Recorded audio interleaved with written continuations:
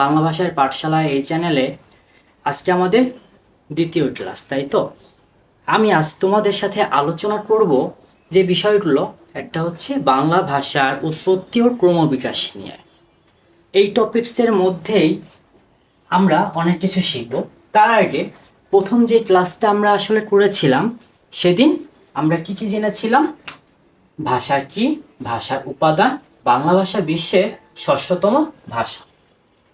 আর আজ আমরা দেখব এই যে বাংলা ভাষা, সেটা কিভাবে এবং কোথা থেকে উৎপত্তি হলো। আমরা জানবো বাংলা ভাষার উৎপত্তি এবং ক্রমবিকাশ সম্পর্কে। হ্যাঁ, আমাদের সেকেন্ড ক্লাস যেটা, এটা।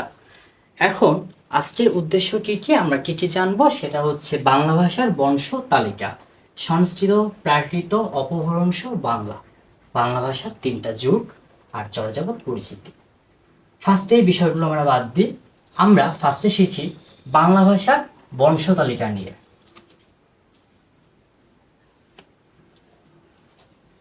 তাহলে বাংলা ভাষার বংশ তালিকা, আচ্ছা, মানে বাংলা ভাষাটা কোথা থেকে এসেছে বা বাংলা ভাষার একদম কোথায় এর জন্ম হয়েছিল, এইটা।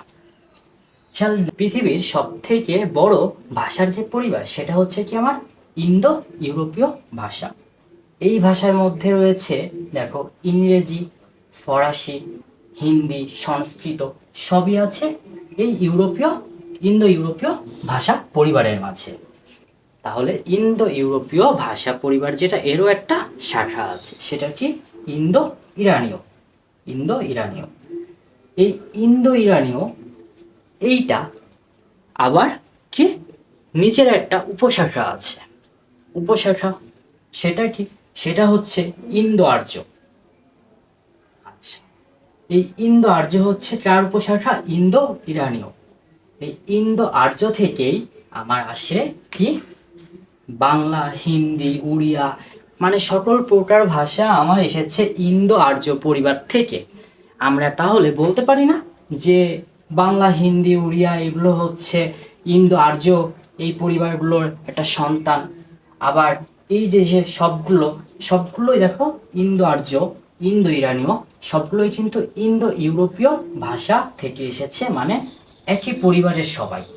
তাহলে সব কিছু মিলে আমরা বলতে পারি সেটা যেই ভাষাই হোক না কেন ইন্দো ইউরোপীয় ভাষার সাথে সংযুক্ত।